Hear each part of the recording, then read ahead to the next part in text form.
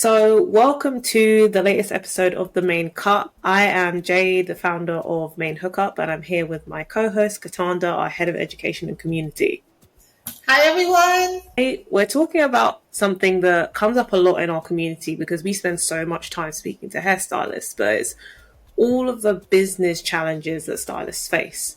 It can be, anything from what does great customer service look like to how do you get your first set of clients in when you're at the very beginning of your journey to also how do you manage a business because when you are the stylist, you're not just in a chair for 12 hours helping people and making people look amazing. You're also the admin assistant, the social media manager, the finance manager, and everything else in between. And so we thought it would be good to talk about kind of some of the issues that we've heard crop up for stylists.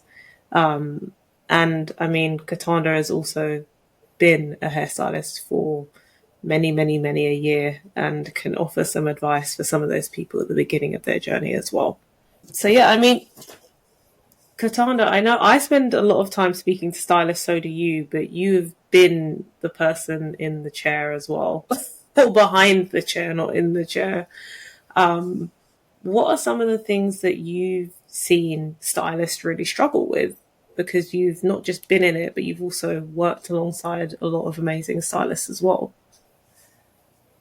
I think one of the biggest things is, us stylists tend to move around a bit, especially in the beginning of our journey, trying to find like the place, the salon, our people, our, circle of inner stylists. So with that said, sometimes it's hard or challenging to find that place because there's always, something. Maybe the location is not the greatest for you and your clients, or maybe the vibe is not really there.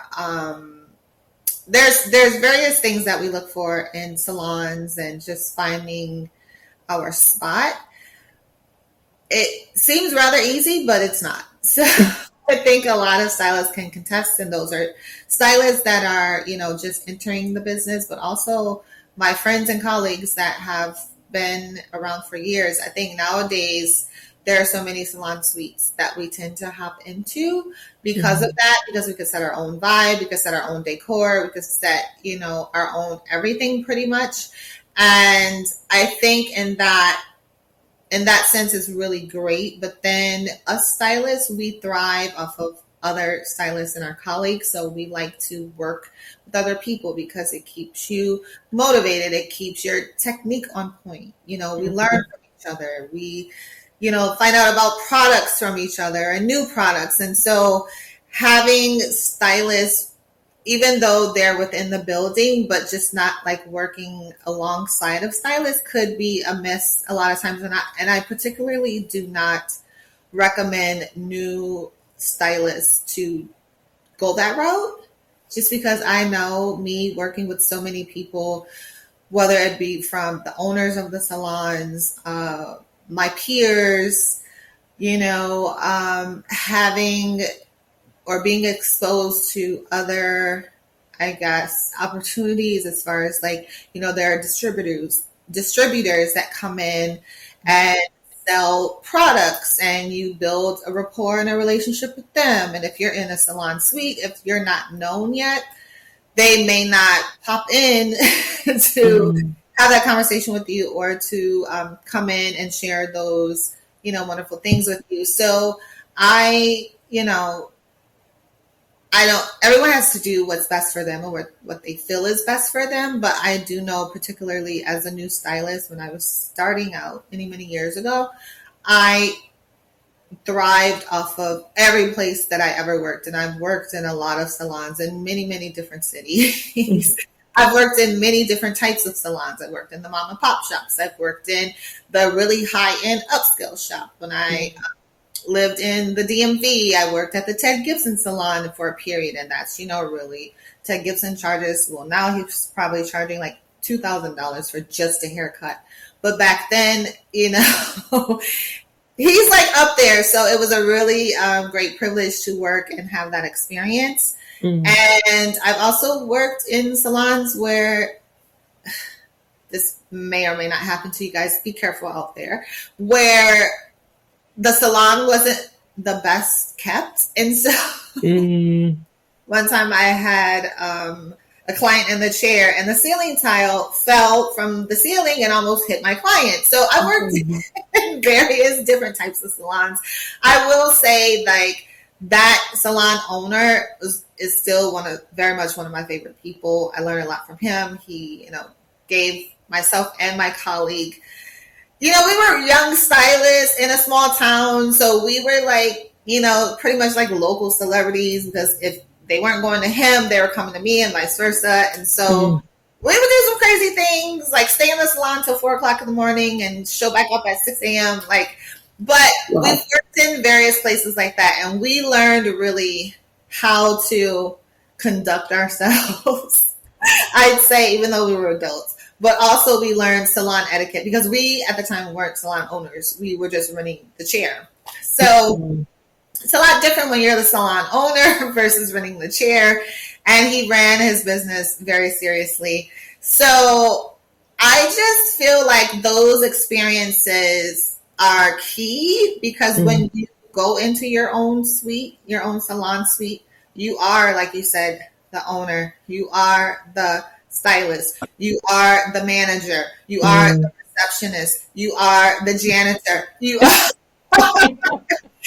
everything. And it sort of takes the focus off of what you're there to do, to hone your skills, to build your clientele, to build a rapport, your reputation with your name, so on and so forth. So, yeah, no, it's really interesting that you say that, because I think that's something, when we've spoken to a lot of the other stylists that we've interviewed for the podcast, a lot of them have mentioned that, which is some of the reasons that they've gotten to the point that they've gotten to so quickly is because of the other people that they worked with and other spaces that they had been in. And it feels like we're kind of at a day and age where a lot of stylists are becoming independents first. Maybe it's because they want that flexibility and being able to own more of their time, or like you said, sometimes it's just about, working in a certain circumstances. Maybe they have children. It's easier for them to work for themselves that way. So there's lots of reasons why it's been changing, but there's definitely been a shift, I think, away from meeting stylists in a salon to they are very much independents working for themselves, either renting a suite, they're mobile, so they'll travel out to you, or they've transformed a room in their home into an at-home kind of like salon suite. So they've taken like a room anywhere in the house but they're still working from their home. So I definitely think there's sometimes a disconnect between stylists meeting each other, and so much can happen when they learn from others that have either been around for a very long time and they're able to hand down those skills and those tips that they've just learned and be able to make them their own. But also, I feel like it's a way of growing with less pressure when you're in somebody else's salon, because when you're in the process of learning, right, if for whatever reason you make a mistake, there's 2-3 other people around to help you correct it. When you're by yourself, it's you, yourself, and you. So, if you make any kind of mistakes, because stylists are human as well, that even the best stylist in the world will make mistakes at times, and nobody wants to be on the receiving end of somebody making a mistake with your hair, but the reality is it happens. And when you're doing that alone, you have no support system. You have to deal with the client reaction, fixing the problem, managing your relationship with them afterwards, and all of that by yourself. So I do think that sometimes when people choose to go independent, at least first, there's all of this added pressure without them necessarily realizing it, because a lot of the focus is on the upside, which is the flexibility, owning your time, kind of, like you said, being able to create your own vibe and create your own environment. All of those things are thought about first before thinking about, okay, actually, what's the downside? Because for every decision that you make, there is an up and a downside. I am smiling over here just because that was that resonated with my spirit so much. But those are the things that you don't think about. And if you're a new young stylist, especially freshly out of beauty school, and you're in a salon suite and you have your hand in especially some hair color, even the most seasoned stylist, and I'm a color expert. I worked many years under and alongside some really, really, really powerful players in the color business at L'Oreal. And I still will have to put in many more years until I get on their level. They imparted so much in me, taught me so much. However, I saw our teacher have a color mishap, a hair color mishap. And she's like the one, okay? Like developing hair color for L'Oreal. We're testing, developing hair color for L'Oreal. She had been with the company for many, many, many, many years, and she's still there. And it happens because science is science, for various reasons. But I say that to say, without going into too much detail, is a lot of times it took all of us, all of our heads, all of our hands in this color correction, because if you know, color correction is not for the faint of heart. If you're a new stylist, you are not. I don't care. If you have a major color mishap, you are not going to be able to do that yourself. You're going to find yourself running from suite to suite to suite to suite for help and assistance. I've been there. I've seen it. And like I said, these are some powerful players in this color business.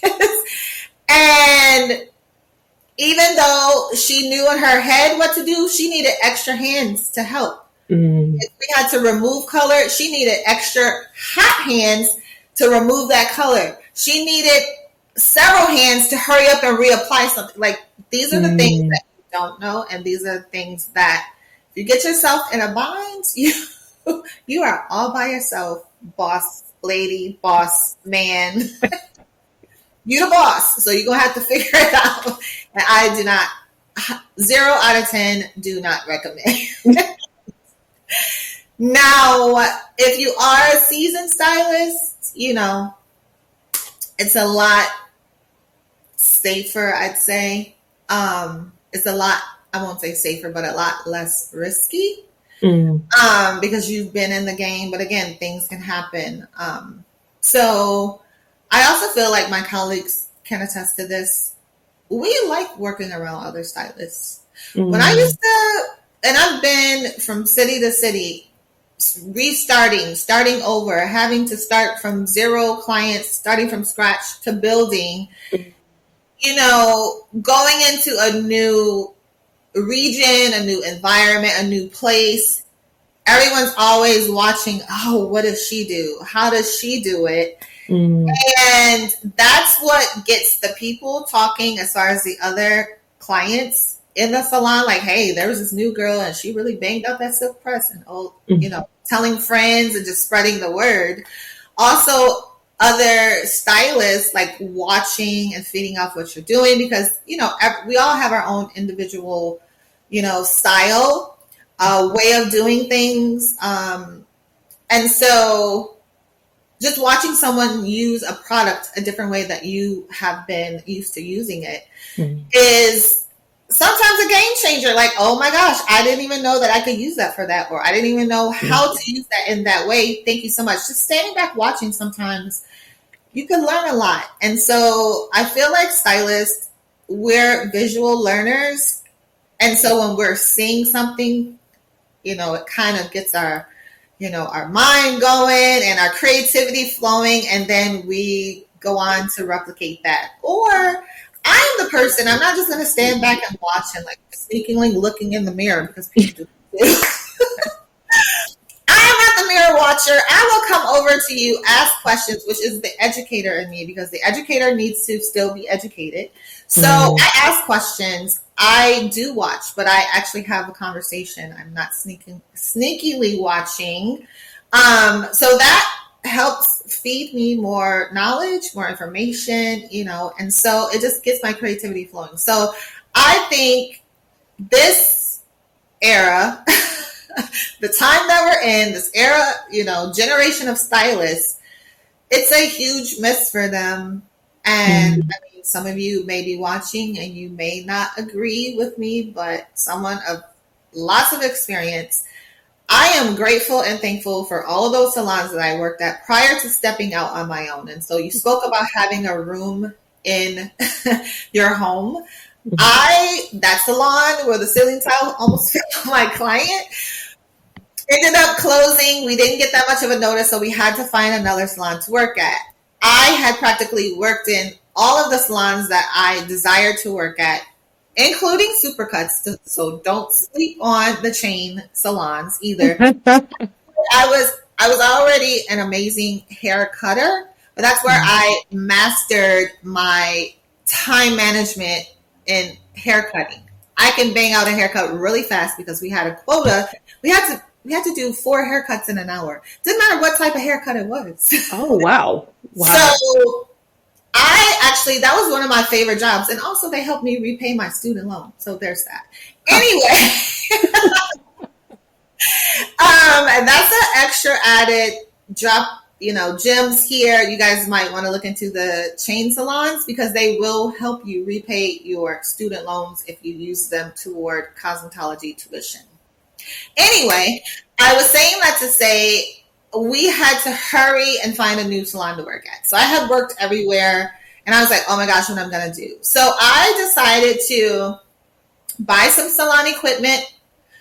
I don't even know where I got the salon equipment, but I think the beauty school was getting new equipment. So they were selling these dryers and these salon chairs and all of that. So I went and bought me a few.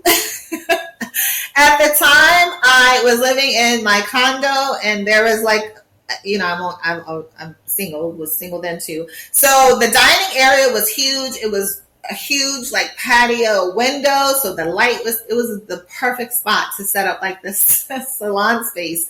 So I had my salon, open the front door, and here you are. People didn't have to roam through the house. They didn't have to go upstairs. They didn't have to do any of that. The bathroom was right there. And kitchen stylist, of course, I had to use the kitchen as the shampoo area, but it worked. And all of my clients followed me, even the ones that I didn't think would, even the ones that, I was like, oh, she's a little bit too, this is my bougie client. She's not going to want to bend over in the sink. Honey, let me tell you, she and they bent over in the sink without a problem. And I was able to save all of my money. I didn't have any overhead, and it was an amazing experience. But mind you, I was not fresh out of school. I had been working for, at that time, still plenty of years until I got to that point. So all of my clientele came with me, and I had a huge clientele, and it worked out really well. So that was my first real, I'd say, business. It was called the Beauty Room. And so, so it worked out. However, I just think that, we just need to, it's sort of like any other industry.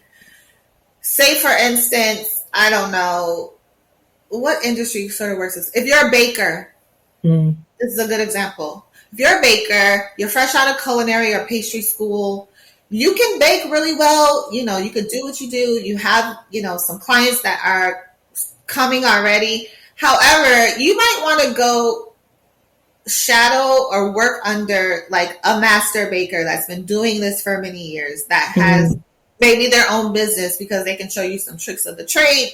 You will learn a lot with someone like that versus going to your home and just baking. You can't really expand and grow that way. That's just my opinion.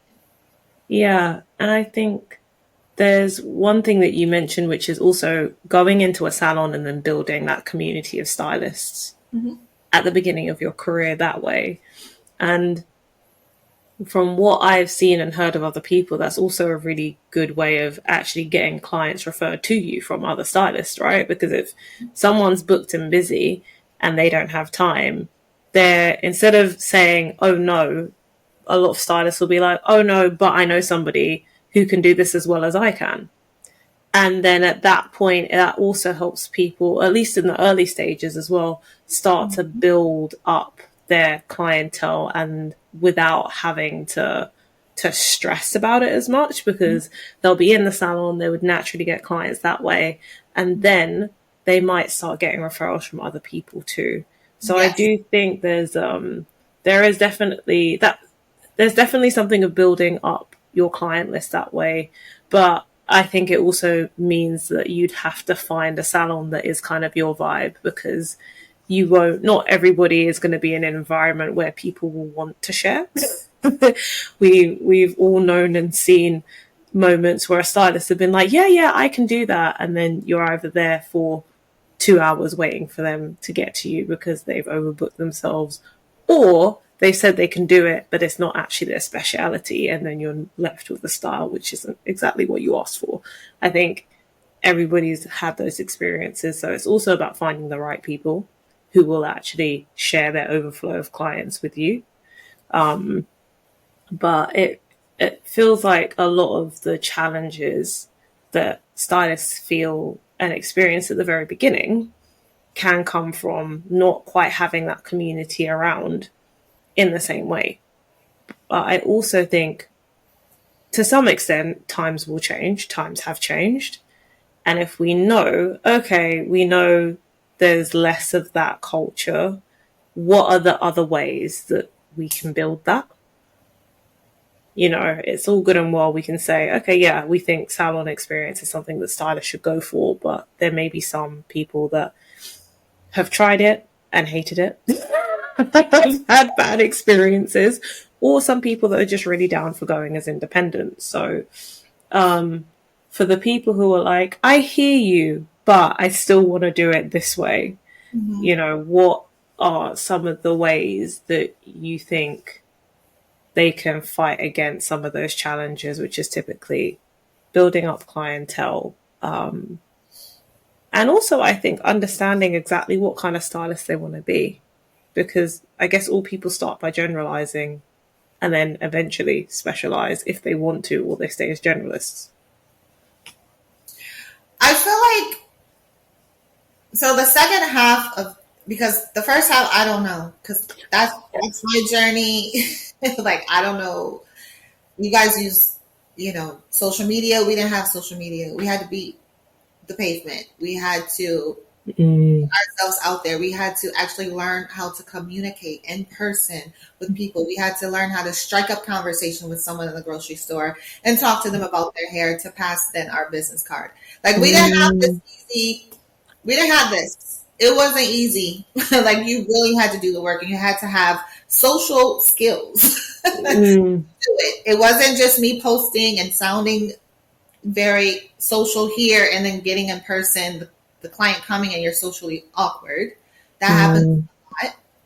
I've heard that on many occasions. So we didn't have that. We were who we were, and that's part of what drew the people in too, was our personality.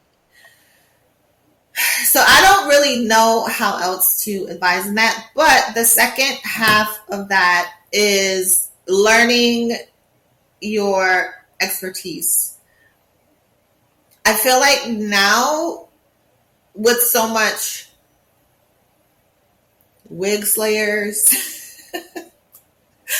out here, there are people that will lay this wig and they don't know how to take care of the person's natural hair.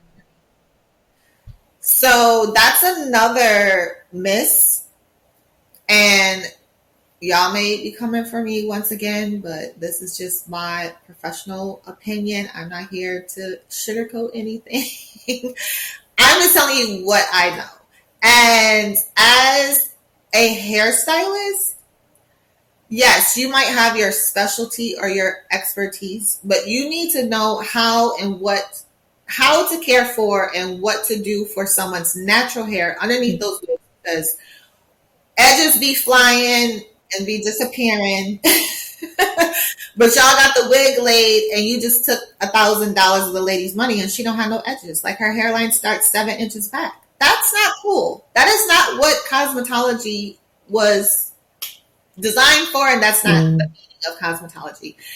It is a study of hair, skin, and nails, and the study meaning you learn this front to back. You study it. You don't just study how to lay a wig, cut some baby hair out, glue it down, and leave it for 5 weeks, and then have to peel back the lady's edges. Like, y'all have to do better in knowing how to take care for someone's natural hair.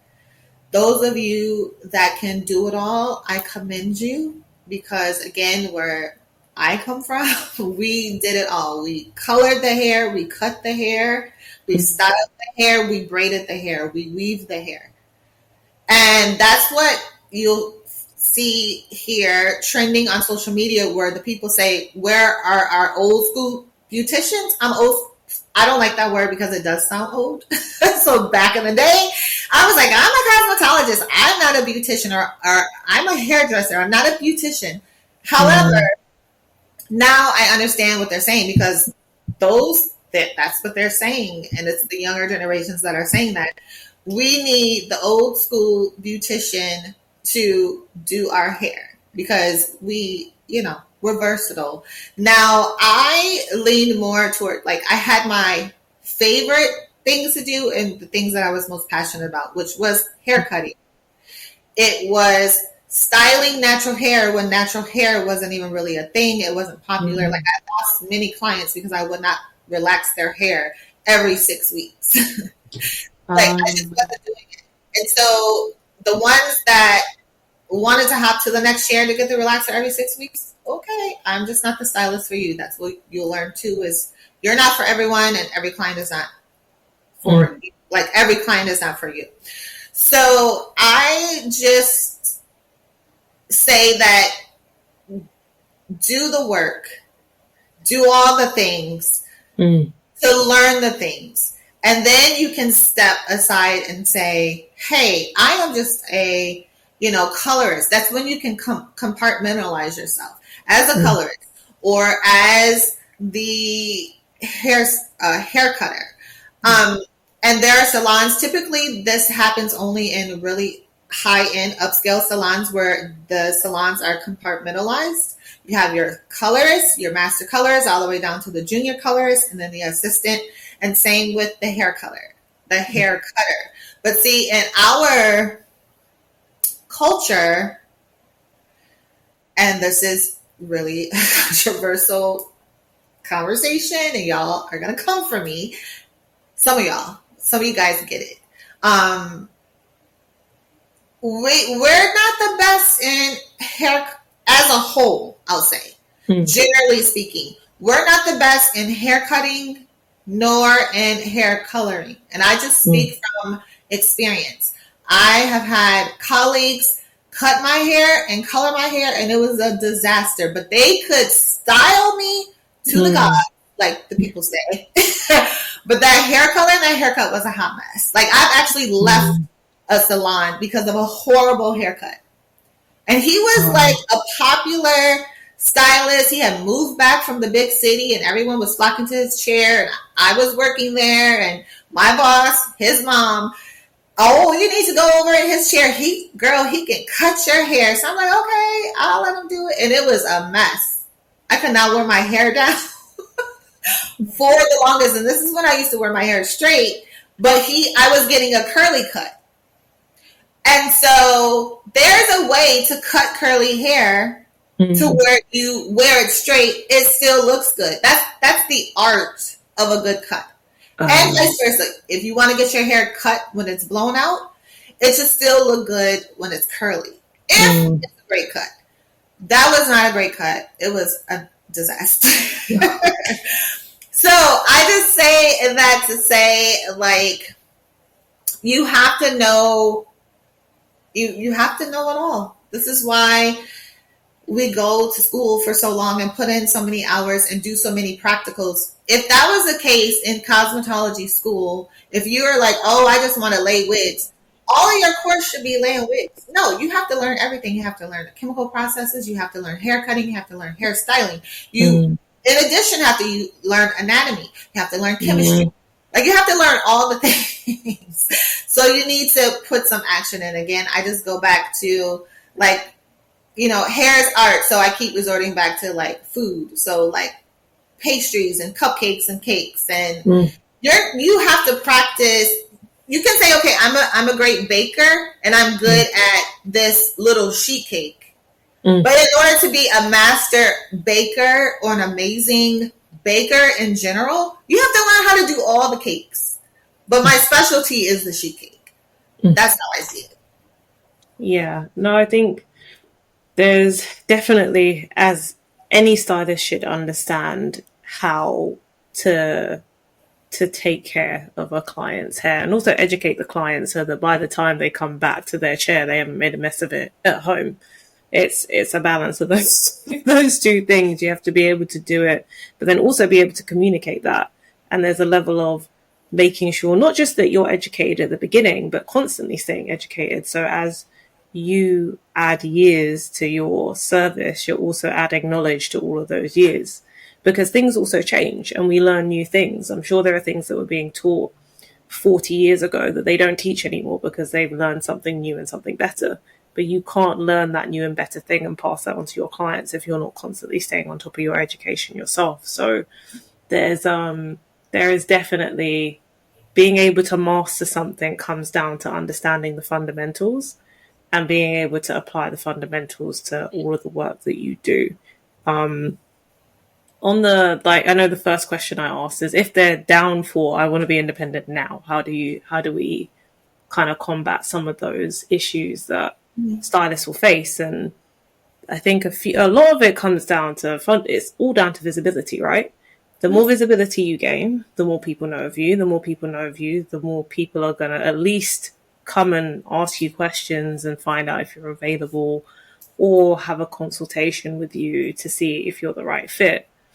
But a lot of the visibility that we rely on now, like you said, is online. Like, word of mouth is great when you have volume. When you have a lot of clients, then word of mouth kind of speeds up that process. But it's how do you even get to that point to begin with? And I don't think it's not just about, posting on social media. That's great. But it's also like, what are you sharing with people? Like, what the customers actually want to hear? And also then, where are you online? Because social media is it's a very small corner of the online space. Like, the number of people, for example, on Instagram pales in comparison to the number of people that are searching on Google. So if you don't have an online presence, then you're literally missing out on thousands of people searching for stylists in a certain area. So like, if I decided, oh, okay, I want to go and get my hair done when I go and visit a friend or a family member in New York, I'd be searching for like braiders in Brooklyn or, braiders in whatever part of New York that I'm in. And it's for you, it's as a stylist, it's how do I make sure I'm appearing in those different searches that people are going to be using to look for hairstylists. It's not just that's what we're here for. That's literally what Main Hookup is for. So that you don't have to go crazy trying to figure out Google's algorithm. That's not your job. You have other things to do. So it's thinking about, like, realistically, how do customers search for you? They will search in places like Google, use search engines, and you also want to build your brand in the places that they happen to be, like the spots online that they happen to like live in, and which is usually Instagram or TikTok, because those are the most visual platforms where you can actually really show off your work. So it's not impossible, it's just more challenging because you've got to start at the very beginning. And with all things, A, it's time, and B, it's like consistency. So if you do it that way, it will require content And it will require you to post more of it. The more of it you post, the more people can find you. And then it's like consistency and, like I said, using the right tools that will give you visibility where you don't have to put all of your time and effort into it because there's other things that you can be spending your time on. And again, that's what our platform is there for. That actually does help you gain that online visibility. So this isn't actually a plug and play for Main Hub. It's actually this, but it's the reality of how people search for stylists. When I stopped relaxing my hair, and I was like, okay, I need to find a hairstylist who can do my natural hair really well, but also teach me. I wanted somebody to teach me so that, like I said, I didn't then go away and undo all of their hard work in between appointments because I didn't know what I was doing. So the first place I went to was Google. Like, I can ask friends, I can ask family, but if somebody's got completely different hair texture to me, or if they live somewhere and I'm like, oh, I don't know if I want to go and travel all that way, or if I feel uncertain, I'm like, actually, I can go on Google, I can do a bit of research.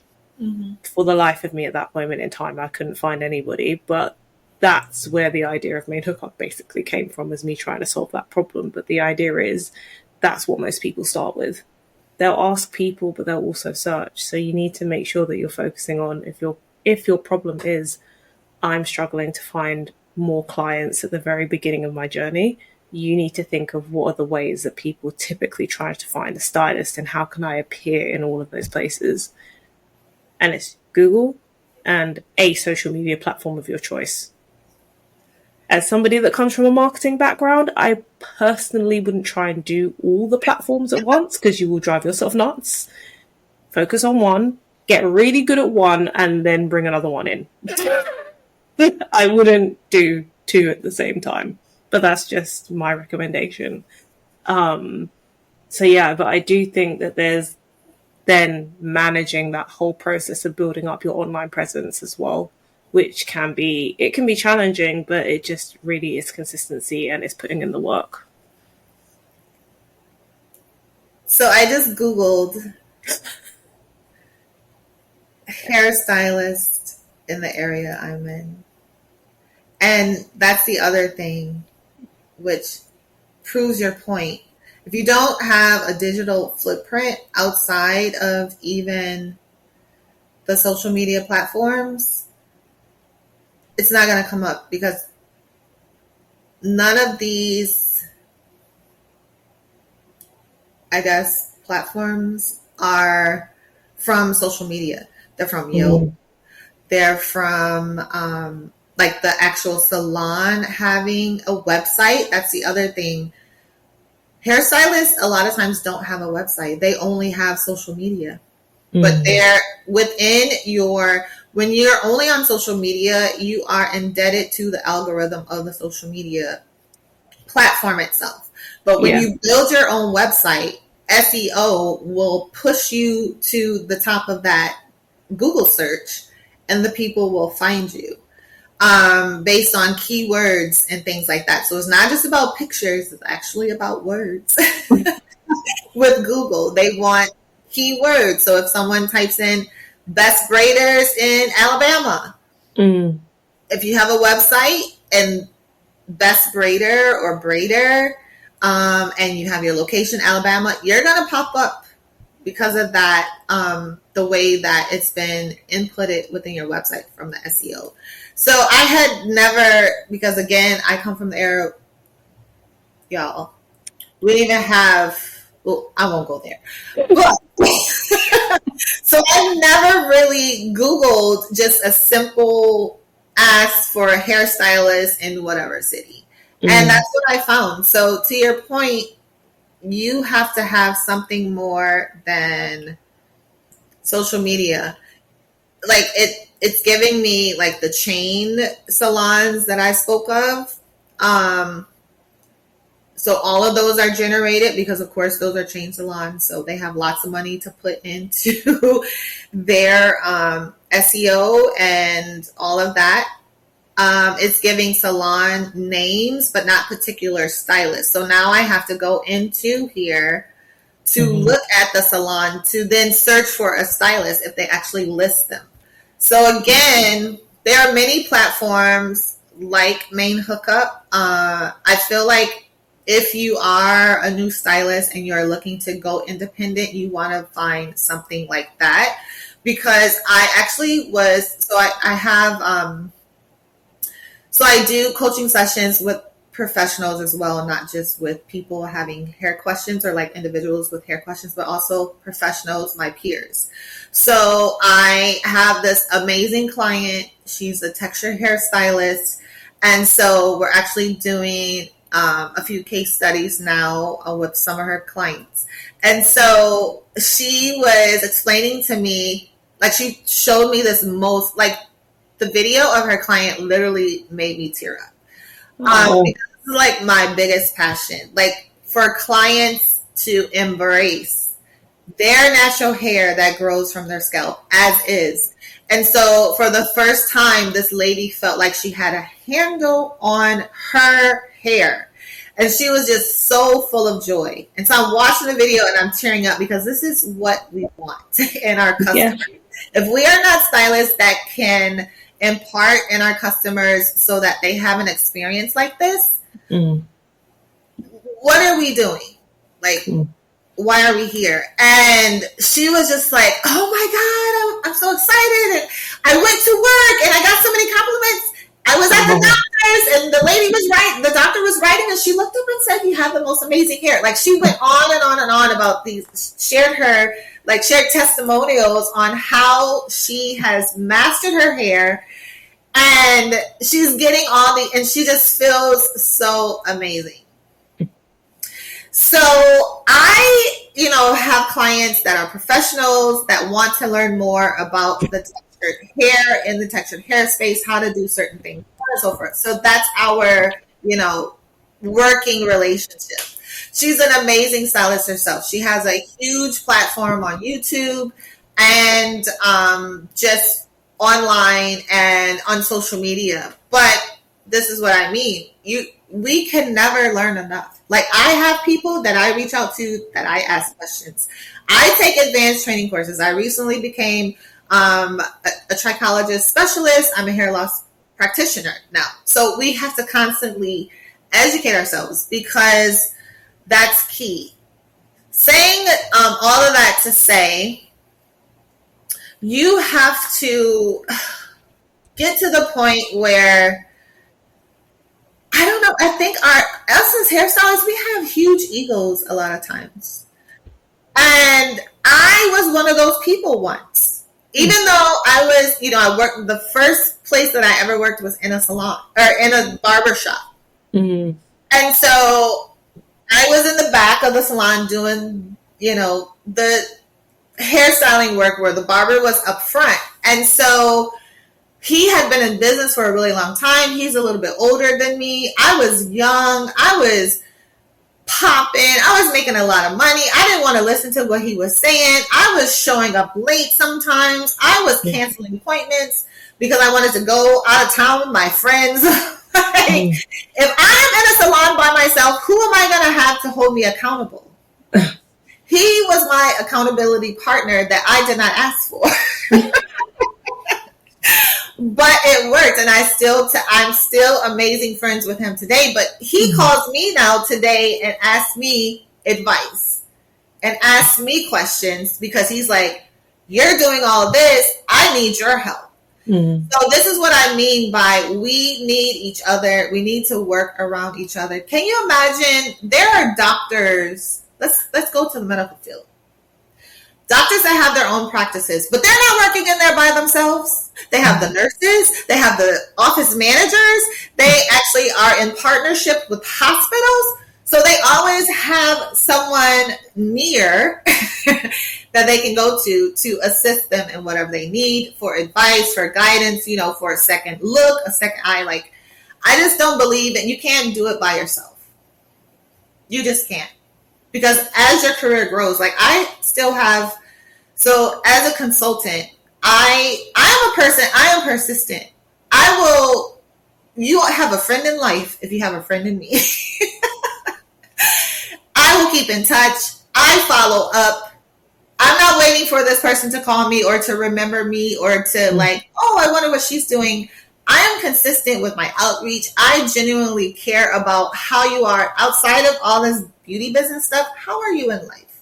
Mm. So I say that to say, as a consultant, without me having this huge network of people that I attained working in salons with other people and other, bosses and professionals, how would I be consulting? It would just be me by myself trying to reach all the clients. Mm. But it is by word of mouth. Even if you are on social media, it's still word of mouth because sometimes you need somebody to co-sign. I know I have friends that I coach freely that go to stylists, but they ask other people like, hey, one girl will slide into someone's DM, like if she sees the person on the page and the person is tagged, she will slide into that person, not the stylist's DM, but to the person that's tagged to ask more questions about her experience with the stylist. So if there's something, adverse, she like, oh, maybe I don't want to go, or maybe it's not for me, or, she got to relax, or I'm natural, maybe I don't want to go there. But a lot of times we don't disclose these things just on our own social media page because we want all the clients. And we just want to be booking people. Like you said, we overbook. I've been that overbooker. And it's not cool to have your clients waiting. Now, when I am working in the salon, it is your spot. I don't care if I need to block you off for 3 hours. It's your spot. Nobody else is coming in. I'm not going to check someone else under the dryer a million times. It's you and I.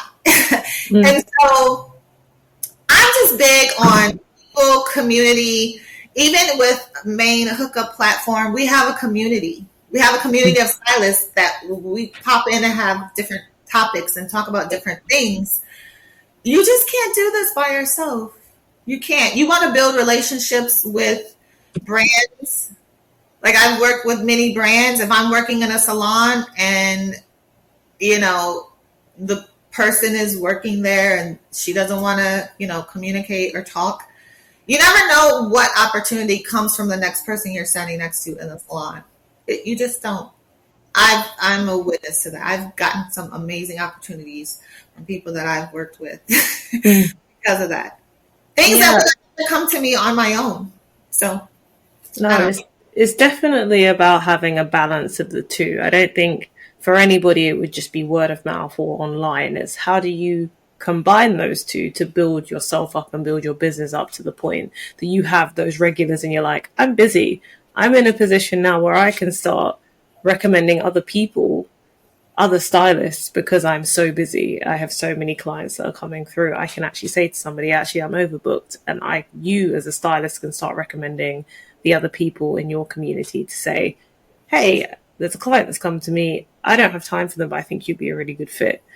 It's like having that balance, but a lot of it is around community. It's like, how can you meet people in the hair industry full stop? Like, how can you meet other hairstylists? How can you meet people that work at product companies or people that make their own hair products?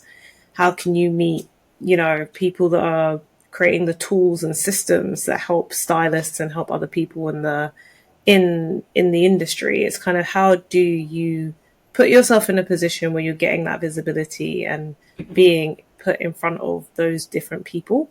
It's like creating that balance and then being able to, I say balance. It's not balanced at the beginning because it's super time consuming and you have to figure out, like I said, how to run your business, but then also how to be all of the different things, how to take on all of the different roles. But I genuinely believe that the most important thing, or one of the most important things, is networking and getting to a point that so many people that you can call on them and ask for their opinion and their advice when you need it. It's definitely network. And networking starts in the salon. And not in the salon by yourself. That's just my stand on it. So you asked and I delivered. It's about networking. Like, without a network, I would be over here twiddling my thumbs. Even with a network, sometimes I'm here twiddling my thumbs. I'm not running a salon, but I'm running a new consulting business. So I still need the word out there. I am online. I have a digital footprint. You can Google me. Tons of things are going to come up. I have a website. I have social media. I am on here with you. And still, I need to be working with some people, Mm. like consistently, all the Yeah. time. No, it takes, I It would is say, what like, it is. time, patience, but also being prepared to do, they said, those things and do the work. And for word of mouth, a lot of that will come from having incredible customer service. There'll be no stylist or customer that doesn't want to speak, your name in every room if you're giving people like an A-star experience from beginning to end, because there's a lot of people that can do that really, really well, or they might be, like Cataanda said, great at cutting, great at coloring, but it's also about how people are made to feel throughout their appointment and when the appointment is done. And so if you can bring that to the table, that's what will make people start singing your praises without you having to ask at the Yeah. end of the day, because they'll happily spread the word. I mean, some people will gatekeep because they're like, I don't want you to always be busy. That there will be some people that do. Don't be that person, but some people that will do that. But for the most part, people will be spreading your name and saying nothing but good things about you when you provide the kind of customer service that is like all the way up there. I think I know of there's one stylist in the UK that she's based in Manchester. Her name is Lauren. She runs a salon space called MCR Braids. And there was a post. If I can find the video, I'll add it to the video, add it to I the love video her. edit of the podcast. I met her on LinkedIn. And so Oh, amazing. that's No, what I mean. Yeah. she's really, really, really lovely, but she creates different moods for her clients based on what they prefer. If you're the kind of person that wants to be chatty all the time, you can choose that. If you actually just want it to be like calm and peaceful and for you to not have to do anything, then you can take that option as well. If you want something in between, there's an option for that. Like she will cater the mood of your appointment to your personality. And again, that is a rarity that people go through that trouble to create that environment. And I think it's doing things like that that allows you to stand out, that gives people a reason to speak of you and say your name in other rooms when you're not there. Yeah, she's creating the experience. Also, she's extremely amazing and she is so wonderful to talk to. So she does have the social aspect as well. But it's sort of like she's creating the Uber experience within her salon. If you select Uber X, they ask you all those questions. How would you like would you like it cool? Would you like it warm? Or would you like it Mm, hot? Would you like music or not? Would you like to talk or would you like silence? So it's giving the people options because again, people come to stylists to get their hair done, but for other reasons. And you said it once before. Um, it's not necessarily about what you say to people, it's how you make them feel. So even mm. if you're the most knowledgeable stylist and you're giving all the knowledge and information to your client, how did you really make them feel? Because it's about the delivery too. So she's doing all of that and making them feel amazing. Exactly. And that's not, I think it's really having that experience and understanding what is it that people typically want and what is it that they need from their experience. And then that puts you in a position to provide it for them. So again, it's another thing of always speak to your customers and get that feedback. Feedback is always powerful, even if it stings at the time. But always, always, always listen to your customers, and that will, if you create a customer centric business, regardless of what your business is, that is ultimately what will help you to grow. But those things, again, they take time. It's not an overnight thing. As much as I'm sure everybody would like to be booked and busy overnight, it takes time and it takes effort and it takes listening to your clients a lot. The other thing too is not about getting the clients in, it's about retaining them. Yeah. Because if a client comes once and they never come back, what good is that client to you? Maybe paid your light bill once. Like that's a harsh way of saying it, but that's what it is. So retaining clients is a big deal. And when I worked retail for Nordstrom, we had to create a personal book and we had to learn how to retain our customers. Yeah, they are customers to the store Nordstrom, Mm. but they are your personal customer. So if you work with them one time and they never come back to you again, that means you didn't offer the best customer service or there was something off about their experience. If you offered, went above and beyond for this customer and they felt a certain way, they felt like you cared about their need, they are in your personal book forever. And Nordstrom is still today the company that has the highest customer service level. You will get fired for providing poor customer service at a Nordstrom. I'm not sure if Nordstrom is there where you are, but here in the US, it's the department store that you can go to and expect a certain level of treatment. Everywhere else we go here, you never know who you're going to get. We never know what mood that person is in. They woke up on the wrong side of the bed. Their dog died. And you're going to feel that. But at Nordstrom, you have to leave all of that outdoors. When you come in, everything is biscuits and gravy. Like, that's just how they train you. And I still utilize that customer service today. And that was many years ago. I worked at Nordstrom from like 2002 or 3 to 2000, end of 2005. And that customer service, if I didn't take anything from Nordstrom, I took that with me in every job I've ever worked, in every encounter with every client, in every, consulting job. You have to have that, and people want to know that you're easy to work with, whether it's a customer or a brand or whomever. So if I had to leave you guys with something, I know I said a lot. May not resonate with everyone, but that's what I would leave. Customer service, like Jade said, is key at the end of the day. No, totally. I think, like I said, trying to create your tribe in whatever way that looks like of stylists. And like Cataanda said, we have a community for that. So for anybody who's interested, we can leave a link. Having great customer service and making sure that you're visible both offline and online. Do those three things. And we're not saying that you're going to magic yourself a business or make it magically easier. But again, those things consistently over time, it's the compound effect. It starts to pay off, right? So yeah, I mean, I think that kind of covers all of our thoughts on this topic. But we would love to hear from the other stylists in the community. A, what have some of your biggest challenges been? And B, if you've managed to solve them, have you solved them in a way that we haven't discussed? We would love to know. So we love a comment. I would love to know the new stylist, freshly out of beauty school, or not even through beauty school yet, or our Instagram famous stylist that started on social media and has built this huge clientele. I want to know what you did. Yeah. Because I didn't have that answer because that wasn't my experience nor a part of my journey.